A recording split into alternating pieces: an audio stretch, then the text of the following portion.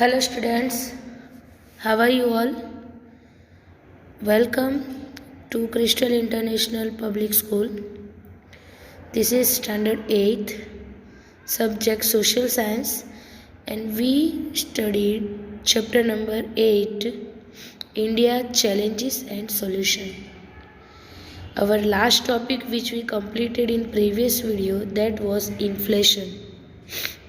In that we compared the prices of products before 5 years and at present.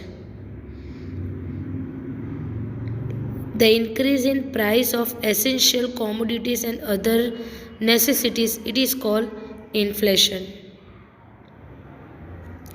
Inflation का मतलब क्या है कि जो essential commodities and other necessities है, जो डेली लाइफ के लिए, डेली रूटीन के लिए बहुत ही ज़रूरी है, दिस प्रोडक्ट्स जो है वो प्रोडक्ट्स की प्राइस जब इंक्रीज़ हो जाती है, दैट इज़ कॉल्ड इन्फ्लेशन. ये जो डेली यूजेस की कॉमोडिटीज़ है उनकी जब प्राइस राइज होती है तो वो हमारी लाइफ पर एडवर्स इफ़ेक्ट होती है, उसकी हमारी लाइफ पर एडवर्सली इफ़ेक्ट करती है. जैसे नावाडेज वी आर नोइंग कि वेजिटेबल्स जो है उनकी प्राइस कितनी बढ़ रही है. देन गैस सिलेंडर जिनकी प्राइस कभी 350 रुपीज़ के नियर अबाउट थी, जो आज 700 तक पहुंच चुकी है, ऑलमोस्ट डबल. सो ये जो है वो हमारी लाइफस्टाइल पर एडवर्स इफ़ेक्ट होती है. वाई? बिकॉज जो मिडिल क्लास पीपल है जिनकी इनकम लिमिटेड है, इनकम में इंक्रीज़ नहीं हो रहा है बट जो एक्सपेंस है वो इंक्रीज़ हो रहा है बिकॉज प्राइस राइज हो रही है. कल तक 100 रुपीज़ में जो सामान आता था, जो गुड्स हम परचेज करके लाते थे, आज उसी गुड्स के हमें 100 के बदले 200, 230, 250 रुपीज़ देने पड़ रहे हैं. तो वो जो एक्स्ट्रा देना पड़ता है, सामने उतनी इनकम तो हमारी इंक्रीज़ हुई नहीं है. And because of that inflation जो है वो मिडिल क्लास पीपल या ऐसे पीपल जिनकी इनकम लिमिटेड है, उनको उनके बेसिक्स एक्सपेंसेस को मैनेज करने के लिए बहुत डिफ़िकल्टीज फेस करनी पड़ती है. पीपल का जो लिविंग स्टैंडर्ड है वो डाउन जाता है, सेविंग तो होती नहीं है. इन्फ्लेशन की वजह से जो कुछ सेव होता था वो भी नहीं हो पाता है, ऊपर से और एक्सपेंस बढ़ते हैं. एंड समटाइम्स ऐसा होता है कि मिडिल क्लास पीपल जो है या लिमिटेड इनकम वाले जो पीपल है, उनको अपनी जो सर्टन कॉमोडिटीज़ है, सर्टन फैसिलिटीज़ है, उनके साथ कॉम्प्रोमाइज़ करना पड़ता है. लाइक चलेगा, नहीं लाना है, इट्स ओके, मुझे डेली के लिए इसकी ज़रूरत नहीं है. कई बार पर्सन जो है वो बस फेयर नहीं पे कर पाता है, उसे सेव करने के चक्कर में 5 किलोमीटर वॉक करके जाते हैं. बिकॉज पेट्रोल डीजल की प्राइस बढ़ती है, जैसे ही प्राइस उनकी बढ़ी वैसे ही बस फेयर जो है, ऑटो फेयर इंक्रीज़ होता है. और उस टाइम पर एक कॉमन पर्सन जो है, जिनकी इनकम लिमिटेड है, जो मिडिल क्लास है, जिनके लिए ऐसा होता है कि 10 डेट को सैलरी हुई और 12 डेट को उनके पास कुछ नहीं बचता है, सब कुछ पे हो जाता है. ऐसे लोगों के लिए बस फेयर जब इंक्रीज़ होता है तो ट्रैवल करना भी डिफ़िकल्ट हो जाता है. और कई बार ऐसा होता है कि वो मंथली डिसाइड करते कि इतने दिन तो बाय वॉक जाएंगे. So this is the effect of inflation. Now measures: corruption, hoarding and over population. Corruption का मतलब हमको पता है, करप्शन मीन्स जो एक्स्ट्रा मनी हम लोग अर्न करते हैं, ब्राइब लेते हैं, that is called corruption. Hoarding का मीनिंग ये होता है कि व्हेन प्रेडिक्शन इज़ डन, जब कोई ऐसा प्रेडिक्शन होता है, प्रेडिक्शन का मतलब होता है अनुमान लगाना या फ्यूचर के बारे में बताना, तो ऐसा कुछ होता है कि बहुत जल्दी इसकी प्राइस बढ़ेगी. जब प्राइस राइज की बात आती है तो जो प्रोड्यूसर्स है वो लोग क्या करते हैं कि जो उनके पास मैन्युफैक्चर्ड गुड्स है उसे मार्केट में सेल नहीं करते बट स्टोर करके रखते हैं. This is called hoarding. क्यों स्टोर करके रखते हैं? वो स्टोर करके रखते हैं इसलिए मार्केट में वो प्रोडक्ट अवेलेबल नहीं होती. जब वो प्रोडक्ट अवेलेबल नहीं होती लेकिन सामने डिमांड तो उसकी रहती है, और जब डिमांड उसकी रहती है ऐसा होता है तो उस टाइम प्राइस राइज होती है, और जैसे ही प्राइस राइज हुई वो स्टॉक रिलीज़ कर देते हैं, मतलब मार्केट में सेल कर देते हैं, and this way they earn profit. This is called hoarding, to store product. And overpopulation, you are aware what is overpopulation. So these factors are responsible for inflation. Now what can we do as a citizen, as a responsible citizen, to stop inflation? So the only solution to this is a planned and thrifty lifestyle. Planned and thrifty lifestyle. Thrifty का मतलब होता है कि हमारे पास जो हमारी income या money है उसे हम केयरफुली, वाइजली यूज़ करें, प्लानिंग के साथ. इतने पैसे इसमें जाने चाहिए, उतने पैसे उसमें जाने चाहिए, तो दैट इज़ कॉल्ड प्लान्ड. ऐसी लाइफस्टाइल हमें अप्लाई करनी है. Now the next point, that is poverty. What is poverty? So when a person is deprived of basic necessities. Person जो है वो बेसिक नेसेसिटीज़, हम लोग जानते हैं which are the basic necessities, food, cloth, house, job, उससे deprived रहता है, मतलब उससे वो सारी चीज़ें नहीं मिलती हैं. This situation is called poverty. Poverty जो है it is also another major challenge which is faced by India. Poverty is another major challenge faced by our country. A situation where a person is deprived of basic necessities. ऐसी situation के जहाँ पर person जो है उसे basic necessities जो like food, cloth, shelter, employment and medical facilities जो है उससे डिप्राइव्ड रहता है, मतलब वो फैसिलिटीज़ उसे नहीं मिलती है. It is called poverty. The percentage of people in Gujarat living below the poverty line is. Gujarat के अंदर जो पीपल जो बिलो पॉवर्टी लाइन है, जिसे हम BPL कहते हैं, the people living below poverty line, it is the percentage is 14.7%. 14.7% people ऐसे हैं जो बिलो पॉवर्टी लाइन है, मतलब जिनको 2 टाइम का मील भी प्रोवाइड नहीं होता है. The criteria of poverty are set on the basis of purchasing capacity and level of income. Poverty का क्राइटेरिया जो है, which people are consider as poor, that is set on the basis of purchasing capacity, मतलब आप कितना earn करते हो सिर्फ उसके बेस पर नहीं, बट आप जितना अर्न करते हो उसके सामने एक्सपेंस कितना करते हो, या जितना आप एक्सपेंस करते हो, परचेस करते हो, उसके सामने आपका अर्निंग कितना है. कई बार ऐसा होता है कि कुछ लोगों की फैमिली में सैलरी या इनकम जो है वो 50,000 80,000 होती है, सामने एक्सपेंस भी उतने ही होते हैं, तो वो लोग ऊपर नहीं आ पाते, उनका living standard as it is रहता है, बिकॉज जितना अर्निंग कर रहे हैं उससे ज़्यादा परचेजिंग एक्सपेंस हो रहा है. सो पॉवर्टी का क्राइटेरिया जो है वो सेट किया गया है on the basis of purchasing capacity and level of income. Due to the 5-year plans, education and medical facilities have become more accessible in India. 5-year plans की वजह से एजुकेशन एंड मेडिकल फैसिलिटीज़ जो है वो India में और easily accessible है, easily available है लोगों तक. एजुकेशन अब हर एक विलेज के अंदर प्राइमरी हेल्थ सेंटर भी है और प्राइमरी स्कूल्स भी है, कि जिसकी वजह से हर एक बच्चे को एजुकेशन मिले एंड हर एक पर्सन को प्रॉपर ट्रीटमेंट मिले. Moreover, the growth of industries has created lot of job opportunities which consequently has reduced the poverty. Industries का जो ग्रोथ है, जिस तरह से इंडस्ट्रीज एस्टेब्लिश हो रही है उसकी वजह से जॉब अपॉर्चुनिटीज़ भी क्रिएट हुई है, जिसकी वजह से पॉवर्टी रिड्यूस हो रही है. मतलब जब लोगों को जॉब मिलती है, लोग एम्प्लॉयड होते हैं, एम्प्लॉयमेंट मिलेगी तो सैलरी आएगी, और जब सैलरी होगी मीन्स इनकम होगी तो पॉवर्टी धीरे धीरे रिड्यूस होगी. The income of people has increased due to the integration of technology in agriculture and other profession.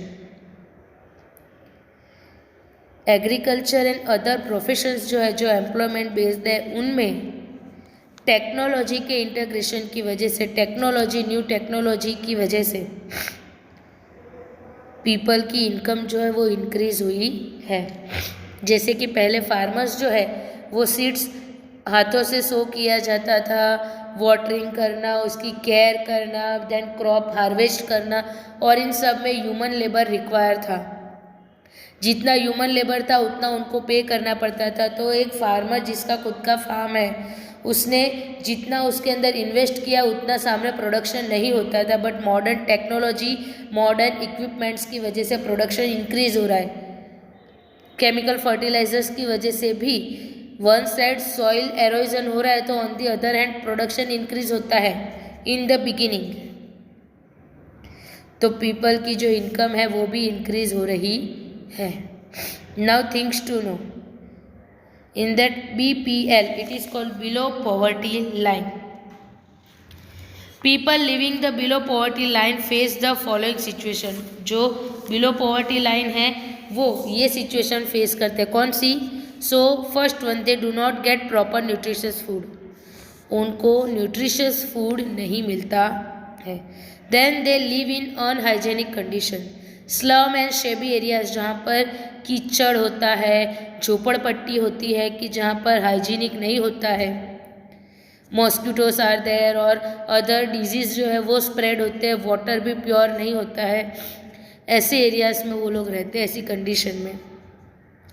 Illiterate होते हैं, मेडिकल फैसिलिटीज़ से डिप्राइव्ड रहते, वो नहीं मिलती। उनके जो चिल्ड्रन हैं वो भी स्कूल जाने के बदले पॉवर्टी की वजह से 2 टाइम मील नहीं मिल पाता है, उसकी वजह से स्कूल जाने के बदले चाइल्ड लेबर एक्टिविटी में इंक्लूड होते हैं, इन्वॉल्व होते हैं। और बिकॉज ऑफ दैट उनके जो बच्चे वो भी इलिटरेट ही रहते हैं। So this was about the poverty. Our next topic is corruption. Corruption, what does it mean? So in simple term, corruption means lack of integrity or honesty. When there is a lack of integrity and honesty in ourselves, that is called corruption. When we are using our post for our selfish purpose, or when we misuse our post or our position, that is called corruption. When we become dishonest towards our duty, it is called corruption. When we misuse our power, it is called corruption. ये सारे ही corruption है। जब हम हमारे power का misuse करते हैं, हम जो पोस्ट पर है उसका मिसयूज़ करते हैं, हमारी जो ड्यूटी है उसकी तरफ हम डिसऑनेस्ट होते हैं, that is called corruption. Corruption in simple terms means lack of integrity और ऑनेस्टी। हमारे अंदर जो ऑनेस्टी, जो इंटेग्रिटी होनी चाहिए, जब वो नहीं रहती, that is called corruption. Use of a position of trust for dishonest gain. हमारी जो पोजीशन है उस पर जो लोगों को ट्रस्ट होता है कि हाँ ये हमें प्रोटेक्ट करेंगे, ये हमें जस्टिस दिलवाएंगे और ये हमारे लिए वर्क करेंगे, और जब उसका हम लोग मिसयूज़ करते हैं, उसके टुवर्ड्स डिसऑनेस्ट होते हैं, it means corruption means dishonest behaviour by those in position of power such as managers और गवर्नमेंट ऑफिशियल्स। जो गवर्नमेंट ऑफिसर्स हैं, जिनके हाथ में अथॉरिटी है, पावर है, जब वो उसका मिसयूज़ करते हैं, मिसबिहेव करते हैं, डिसऑनेस्ट होते हैं, that is called corruption. Corruption can include giving और एक्सेप्टिंग ब्राइब्स और inappropriate gifts, double dealing, under the table transactions, manipulating elections, diverting funds, laundering money and defrauding investors. Corruption जो है उसमें कौन कौन सी एक्टिविटीज़ इंक्लूड है? एक तो ब्राइब जो है, रिश्वत जिसे हम कहते हैं, उसे देना या एक्सेप्ट करना। फिर गवर्नमेंट ऑफिसर है, उसको हम कोई गिफ्ट क्यों देंगे, वो हमारा रिलेटिव थोड़ी है। बट जब हम उन्हें कोई गिफ्ट देते हैं, इनअप्रोप्रिएट गिफ्ट, हमारा काम निकलवाने के लिए जाकर कार गिफ्ट कर दी, डायमंड नेकलेस गिफ्ट किया, फ्लैट गिफ्ट किया, या we are not that much rich, but जो है वो लोग ऐसा करते हैं और उन्होंने ही करप्शन को इंक्रीज किया है। अंडर द टेबल ट्रांजैक्शन होते हैं, मतलब एडमिशन चाहिए तो फीस इतनी है, बट इतनी फीस आपको एक्स्ट्रा देनी पड़ेगी, इसकी रिसिप्ट आपको नहीं मिलेगी। एडमिशन चाहिए तो एडमिशन की ऑन पेपर की फ़ीस की जो रिसिप्ट बनती है वो 5000 की होती है। अंडर द टेबल हमसे लिए जाते हैं 50,000, बाकी के 45,000 जो है वो इंस्टीट्यूट के अकाउंट में जाते हैं, which is called black money. So under the table transaction. Then double dealing की जाती है, इलेक्शंस में मैनिपुलेट किया जाता है, इलेक्शन में चीटिंग की जाती है। ईवीएम को ऐसे सेट किया जाता है कि आप वोट किसी को भी डालो, लेकिन जो सेट किया गया है ना उसी को वोटिंग जाएगा, इसलिए एक ही पार्टी जीतती है मेजोरिटी से। ऐसा नहीं है कि लोग उसके फेवर में हैं, वो पार्टी के फेवर में उतने पीपल है, नो, उन्होंने तो वोट किसी और को ही दिया था। They are totally unaware about your tricks, और इसीलिए उनको ऐसा लगता है कि इतना सब करने के बाद भी यही पार्टी रूलिंग पार्टी क्यों है। फंड को डाइवर्ट किया जाता है, गवर्नमेंट से फंड्स आते हैं या अदर फंड्स हमको मिलते हैं, कुछ लोग डोनेशंस करते हैं for the welfare of the people, तो वो फंड्स जो है वो पब्लिक वेलफेयर में ना लगाकर कहीं और यूज़ किया जाता है। कई बार मूवीज़ में आपने देखा होगा कि गवर्नमेंट की बिल्डिंग्स बनाई जाती है, जो पुअर पीपल के लिए हाउसेस बनाए जाते हैं, उसमें से आधे से ज़्यादा हाउसेस जो हैं वो गवर्नमेंट के ऑफिसर्स के नेम पर होते हैं, जिन्हें वो लोग रेंट पर देते हैं, और उसकी वजह से पॉवर्टी एज इट इज़ रहती है। इन्वेस्टर्स को फ्रॉड किया जाता है, मनी लॉन्ड्रिंग किया जाता है, शेयर मार्केट के अंदर भी ये सब करप्शन किया जाता है। तो इन सब की वजह से करप्शन जो है उसकी वजह से नेशन की डेवलपमेंट नहीं हो पाती है। फ्रॉड हम लोग जानते ही है, विजय माल्या के बारे में, बैंक के साथ फ्रॉड करके वो तो अदर नेशन में जाकर एंजॉय कर रहे हैं, फेस कॉमन पीपल कर रहे हैं। सो करप्शन जो है वो ईच एंड एवरी एरिया में वाइड स्प्रेड है, and because of that it become major issue जो नेशन की डेवलपमेंट को हिंडर्स करता है, स्टॉप करता है, नेशन को डेवलप नहीं होने देता है। हर जगह पर करप्शन है, छोटी से छोटे एरिया में भी corruption is there, favouring is there, favouritism show करना, फेवरिंग करना, अंडर द टेबल ट्रांजैक्शन करना, all these existed in our country. Corruption की क्या इफ़ेक्ट होती है? सो पहला तो ह्यूमन राइट्स जो है वो वायलेट होते हैं, ह्यूमन राइट्स पर ही इफ़ेक्ट होती है। देन नेशन की डेवलपमेंट जो है उसमें हिंड्रेंस होता है, वो स्टॉप होती है। मॉरल वैल्यूज़ जो ऑनेस्टी हमारे अंदर होनी चाहिए वो डिटीरियोरेट होती है, वो डाउन जाती है। इन्फ्लेशन, प्राइस राइज होती है।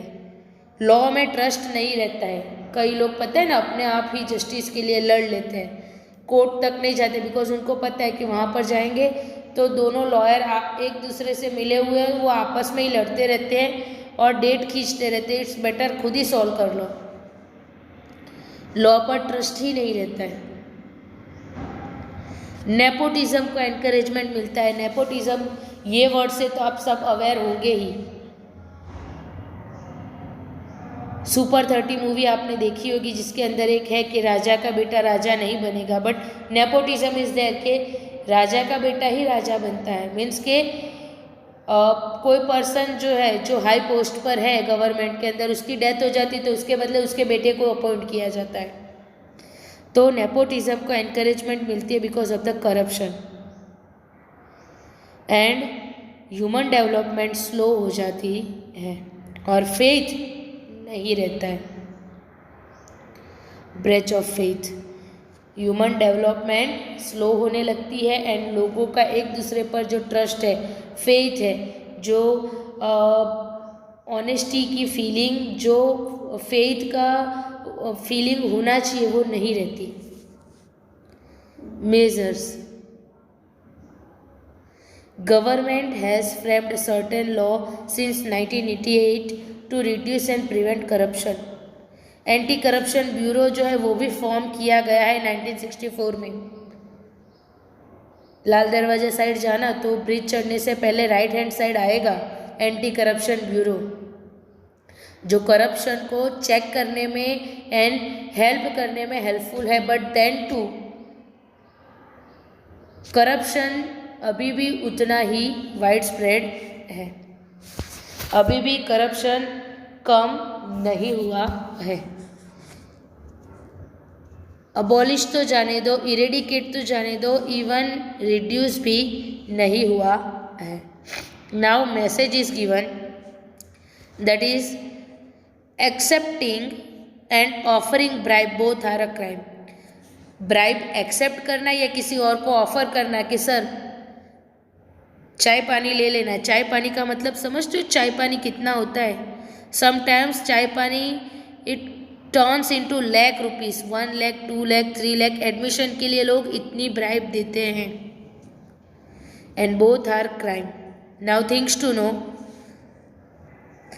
No about the legal procedure to prevent corruption and bribery. Bribery and corruption से बचने के लिए लीगल प्रोसीजर क्या है? So director anti corruption bureau, bungalow number 17, डफ नाला, शाहीबाग, अहमदाबाद। यहाँ पर आपको इन्फॉर्म करना है अगर कोई करप्शन या कोई करप्ट एक्टिविटी है, कोई आपसे डिमांड करता है ब्राइब की, आपसे डिमांड की जा रही है कि अंडर द टेबल ये करना, अगर एडमिशन चाहिए तो इतना पे करना पड़ेगा, जिसमें से इतना जो है उसकी रिसिप्ट नहीं होगी, अकाउंट में इतना ही देना है, बाकी कैश होना चाहिए, तो ये करप्शन ही है, one type of. So for that legal procedure के लिए आपको यहाँ पर इन्फॉर्म करना है। एंटी करप्शन ब्यूरो जो शाहीबाग डफ नाला के पास है, bungalow number 17। Phone number is also given, it is 079 22860341. Instead of that, you can also dial 079 22860342, or you can dial 079 22860343. Mobile number is also given, it is 9099911055. I didn't check it whether it is there or not, but these are the numbers by which we can contact. But हाँ, corrupt activities हो तो ही करना, बाकी check करने के लिए नहीं करना। Email is also given, that is cr-acb-hd@gujarat.government.in. This is the website to file a complaint against the corruption. So this was about the corruption. So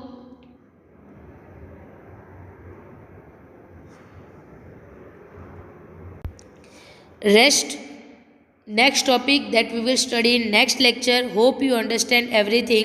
Thank you all.